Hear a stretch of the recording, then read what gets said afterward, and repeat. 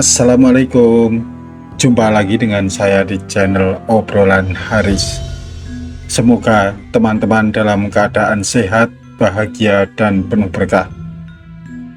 Kali ini saya ingin membahas hobi Raja Mataram, yaitu berburu hewan, baik di Krapyak maupun hutan liar.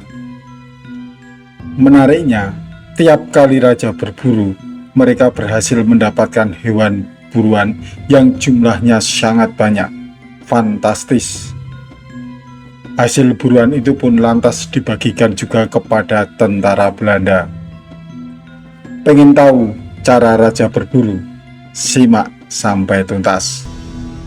Tadi saya menyinggung soal tempat berburu, yaitu Krapyak dan hutan liar.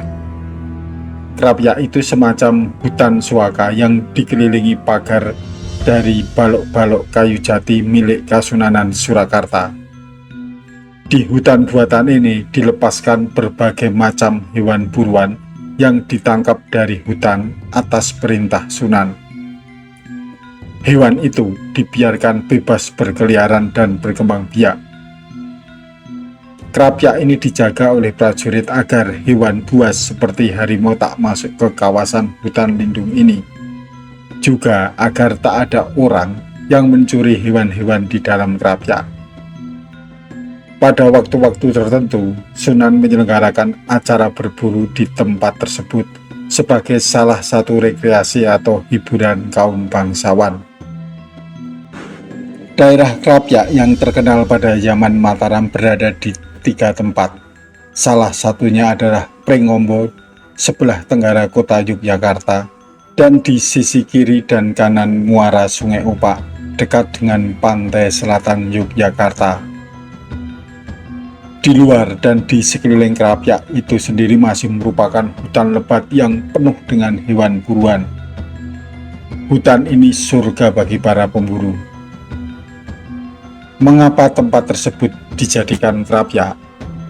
Alasan pertama, karena ibu kota Mataram sebelum dipindahkan ke Kartosuro berada di Pleret dan Kerta yang letaknya berdekatan dengan Krapyak tadi. Kedua, karena Raja-Raja Mataram mempunyai kebiasaan untuk menyepi dan bersemedi di gua-gua yang ada di pantai selatan guna meminta berkah dari Nyai Roro Kidul sebagai penguasa Laut Selatan. Selama bersemedi itu kadang-kadang diselingi dengan berburu sebagai hiburan. Ketika ibu kota Mataram dipindahkan ke Kartosuro dan kemudian ke Surakarta, Krapyak tadi tetap dipelihara meskipun jaraknya amat jauh untuk ukuran saat itu. Hal ini disebabkan karena kebiasaan untuk bersemedi di pantai selatan tetap dilakukan.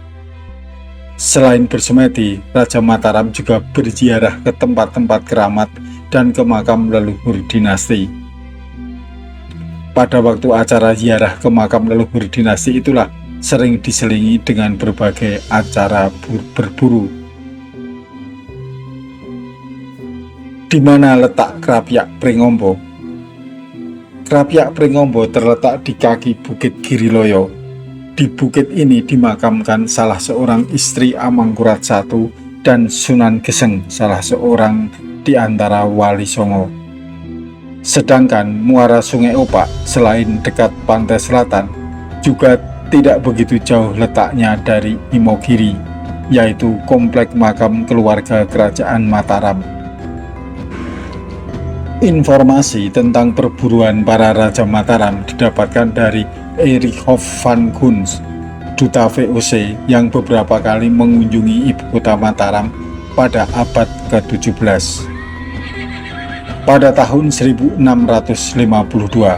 Van Guns pernah mengikuti acara berburu yang diadakan oleh Amangkurat I di sekitar muara Sungai Opak.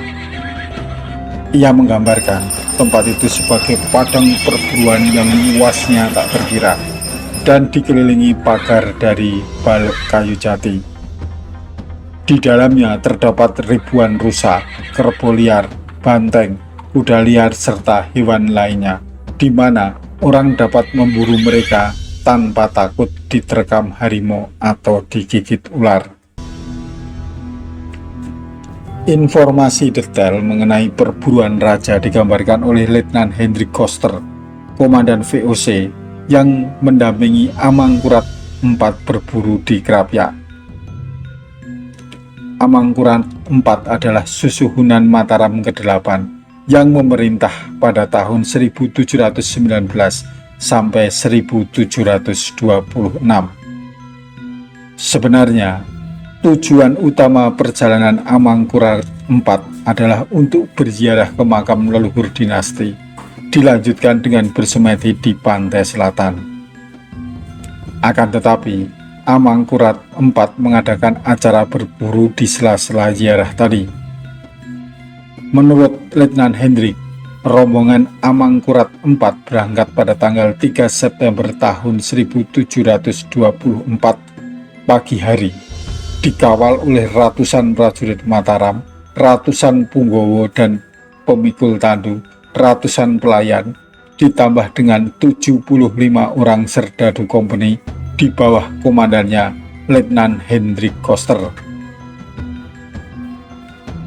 Rombongan Amangkurat IV berangkat dari ibu kota Kartosuro diiringi tembakan salvo meriam dari arah benteng VOC sebagai penghormatan. Sebagai info ya, sejak ibu kota Mataram dipindahkan ke Kartosuro, VOC diizinkan mendirikan benteng di ibu kota. Benteng ini dipimpin oleh seorang kapten yang menjadi wakil VOC dengan jabatan residen. Waktu itu, yang menjadi residen adalah Kapten Simon Kesjong. Perwira ini bersama para pembesar Mataram lainnya yang tidak turut dalam perjalanan mengantarkan Sunan sampai di batas kota. Rombongan terdiri dari Sunan, Ibu Suri, Permaisuri, putra mahkota, dan para pembesar, diiringi prajurit dan pelayan, serta pasukan kompeni. Pawai ribuan pembesar dan prajurit ini menjadi tontonan menarik bagi penduduk desa-desa yang dilalui. Rombongan berhenti dan menginap di Delanggu dan Gundang, dua kota kecamatan yang saat ini terletak di wilayah Kabupaten Klaten. Tanggal 5 September tahun 1724 pagi, rombongan dipecah menjadi dua. Ibu Suri dengan sebagian rombongan bertolak menuju Kuto Anyar yang terletak kira-kira di kota Yogyakarta sekarang. Sedangkan Sunan dan rombongan menuju ke Kartowinoto, yaitu daerah Madubondo di sebelah tenggara Yogyakarta. Di tempat ini Sunan tinggal selama 12 hari, karena dari sini dapat dikunjungi dengan mudah beberapa tempat ziarah, antara lain Kota Gede, tempat makam Kyai Gede Pemanahan leluhur dinasti, Panembahan Senopati atau Sutowijoyo pendiri Mataram, dan Sunan Anyokrowati atau Sunan Sedo Krapyak. Tempat ini berada di bawah Bukit Giriloyo, dekat dengan Krapyak Pring Ombo. Sebagai selingan kegiatan ziarah, Sunan mengadakan acara hiburan, salah satunya adalah berburu. 3 kali Sunan berburu di hutan tanpa mengajak Letnan Koster. Dia hanya melaporkan bahwa tanggal 11 September ia menerima kiriman 6 ekor babi hutan hasil buruan sehari sebelumnya. Tanggal 12 September sore, ia menerima kiriman 6 ekor babi liar hasil buruan pagi harinya. Dan tanggal 16 sore, ia menyaksikan iring-iringan Sunan pulang berburu dengan hasil buruan yang jumlahnya sangat banyak. Tanggal 15 September tahun 1724, Sunan mengajak Letnan Koster berburu di dalam Krapyak Pringombo. Sunan serta para pembesar lainnya duduk di atas joli yang dipasang di punggung kerbau. Mereka berderet-deret dengan jarak berjauhan. Kemudian para prajurit dan punggawa menghalau hewan dari arah kiri dan kanan tempat pemburu-pemburu itu menunggu. Caranya, Punggawa dan prajurit ini berteriak-teriak dan memukul-mukul kentongan. Hewan yang terkejut itu berlarian ke arah Sunan. Para pemburu segera beraksi. Ada yang menembak dengan senapan, ada yang memanah, dan ada pula yang memakai lembing. Hari itu, menurut Letnan Koster, telah dibantai tidak kurang dari 130 ekor rusa, 5 ekor banteng, dan 6 ekor sapi liar. Tanggal 17 September, perjalanan dilanjutkan ke Imogiri dan berkumpul kembali dengan rombongan Ibu Suri yang sudah lebih dulu tiba di Kuto Anyar. 2 hari lamanya acara ziarah di sini. Sesudah itu, perjalanan dilanjutkan ke daerah Gading di muara Sungai Opak. Begitu tiba, Sunan memerintahkan prajurit-prajuritnya untuk menjelajah hutan-hutan dan menghalau hewan buruan yang ditemui agar ke arah Krapyak di sisi barat sungai. Menurut perhitungan Koster, di dalam Krapyak itu terkumpul 500 ekor banteng, kerbau liar dan sapi liar, serta kira-kira 1.300 ekor rusa. 3 hari berikutnya, Sunan bersemedi di dalam gua di pantai selatan. Sementara Koster dengan beberapa anak buahnya menanti dalam kemah di tepi pantai. Ketika tanggal 21 September pagi, Koster keluar dari dalam kemahnya. Ia melihat Sunan sedang memancing di pantai. Karena hasilnya tidak banyak, Sunan mengajak Koster kembali ke pesanggerahan. Ternyata di depan pesanggerahan sudah menanti seekor banteng buas yang diikat pada tonggak kayu. Sunan memerintahkan para pemisar untuk menjadikan banteng itu sebagai sasaran latihan memanah. Setelah puas, barulah Sunan mengangkat senapannya dan menembak banteng itu sampai tewas. Tanggal 24 September, Sunan berburu ke seberang timur Sungai Opak. Letnan Koster diajak kali ini. Koster melaporkan bahwa tanggal 25 September siang, ia menerima kiriman 30 ekor rusa dan 10 ekor banteng untuk konsumsi anak buahnya. Tanggal 28 September adalah hari terakhir Sunan di daerah pantai selatan. Hari itu diselenggarakan acara berburu dalam Krapyak sebelah timur sungai. Letnan Koster boleh ikut. Karena banyaknya hewan yang dibantai, Koster tidak dapat menghitung jumlahnya. Ia menyebutkan bahwa hasil buruannya cukup untuk bekal seluruh anggota rombongan yang ribuan itu sampai mereka kelak kembali ke Kartosuro.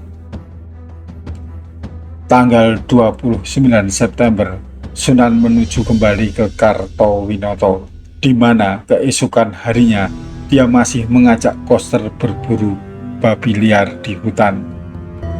Kali ini mereka semua mengendarai kuda diiringi oleh anjing pemburu.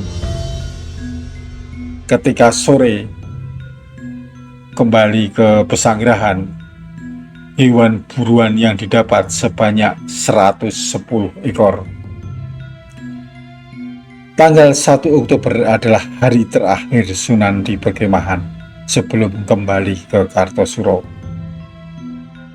Tanggal 2 Oktober, Sunan dan rombongan mulai bergerak kembali ke Kartosuro. Di batas kota, rombongan kembali disambut oleh Residen Kisyong dan para pembesar kerajaan lainnya. Tanggal 3 Oktober tahun 1724, sekitar jam 9 pagi, Sunan tiba kembali ke keraton, disambut dengan tembakan salvo meriam dari arah benteng VOC sebagai penghormatan dan ucapan selamat datang. Teman-teman, itulah hiburan Raja Mataram zaman dulu. Mereka berburu di Krapyak dan hutan liar.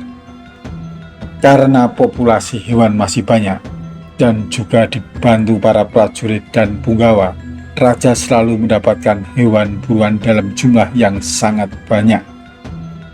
Hewan itu menjadi santapan mereka selama dalam perjalanan.